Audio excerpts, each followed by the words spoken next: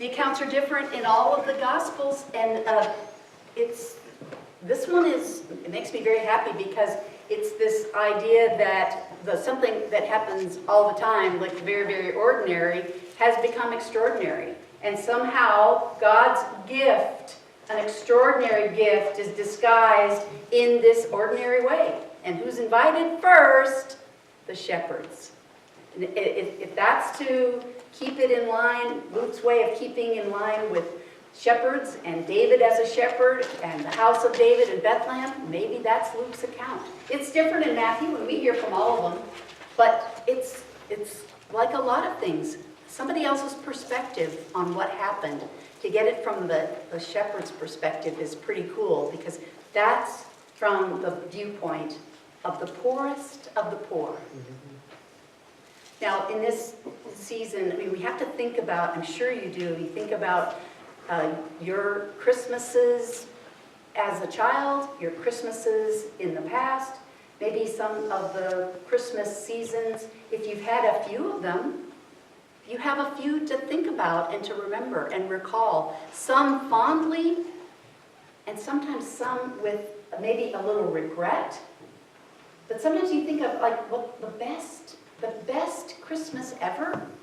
Or the best present ever? Have you thought about that? Or is it too hard to prioritize or put it into that kind of... Because each year it's new, but each year it's different. Wasn't Skip born like on the 17th of December? So maybe his mom thought that was the best Christmas season ever, but I don't think Skip does, because all the presents come like, there's your birthday, kid. It's birthday Christmas. Well, but some seasons stand out as being more memorable than others, sometimes for good and sometimes for sadness. I mean, I'm anticipating now as if I'm about 8 about tonight. But I'm hoping it doesn't always go the way it's planned. And I'm thinking, my son Kevin is a real ham, and he takes after his father. But he's, I really do think this is the first time he's ever really brought home, not just a girlfriend, but a woman, someone he is so significantly in love with, and so I was in love with, that we feel honored already that she's in our company. So we're hoping she'll be part of the family.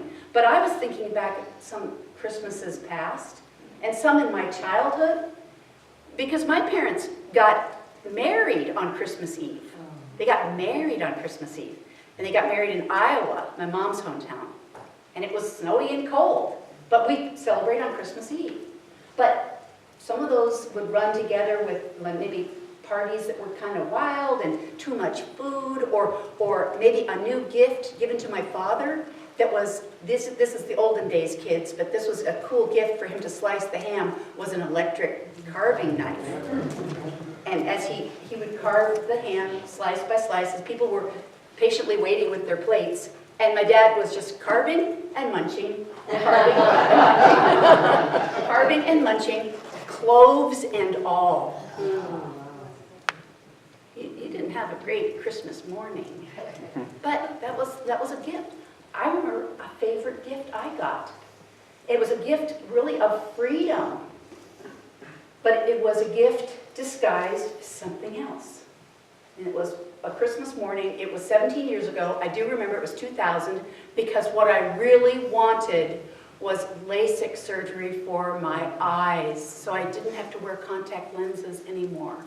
My contact lenses I'd worn them since I was 14 years old, and all that time the technology had changed from being like a plastic picnic spoon over your eye to something that would just vacuum seal onto your eye and it wouldn't float anymore. And so I had to decide which 4 hours of the day, if that, I could look presentable.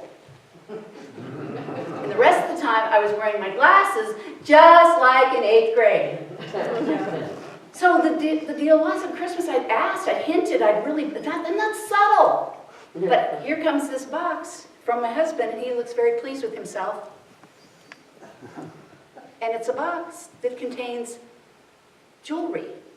And it's not new jewelry. It's my old pearl necklace with the broken clasp. And I've ever the gracious wife. And nice. Yeah, I wanted pearls. And then as I opened, I fished around a little bit, thinking, surely he wants to live. The gift disguised was, he had written in his little scrawl, the gift of new eyeballs. So he thinks he's so clever. It's that the kids remember my reaction. They remember, oh yeah, Mom, we saw you trying to fake it. We saw you trying. And that doesn't work. It doesn't work ever. But you have been, I know you've got some of those things that stand out to you as a favorite gift. And this one for me was that freedom to really, to be able to see without pain and without obstruction. It was huge. And it's not in the abstract, that kind of thing where it's world-changing, except it was for me and my vision and freedom and to be able to drive and to see and really kind of, I can read people's mail at a distance. I can see what you're doing and I can see up close. And that was real freedom. But see, the gifts of that kind of gift, we have to think about the gift that God gave the entire world. And it was that extraordinary gift of God's self that arrived in the form of an ordinary baby. But we know from scriptures, even the promise wasn't all that ordinary.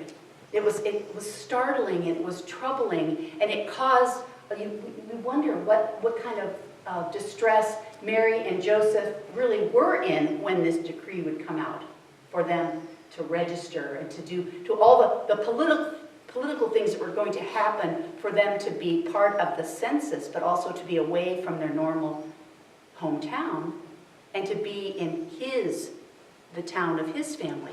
And you wonder, well, where else? Where was the rest of his family? Why was there no place for them?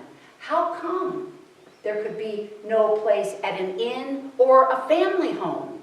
I mean, this is, in Bible times, it was like you didn't move that far away from your family. In my Father's house there are many rooms.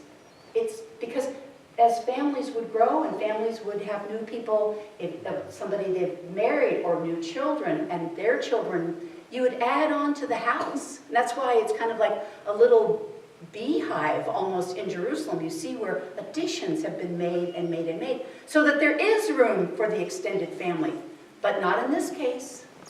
Because this is the story we know. This is the story, and the way it depicted for us, this is a story we've known and we've heard, but we have to tell ourselves that this year, this story is new for us.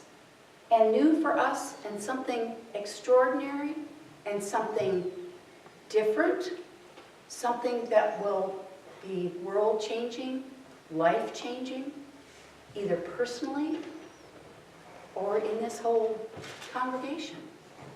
This is why the gift comes to us, and we have to be reminded of it every single year. And it's not a bad reminder.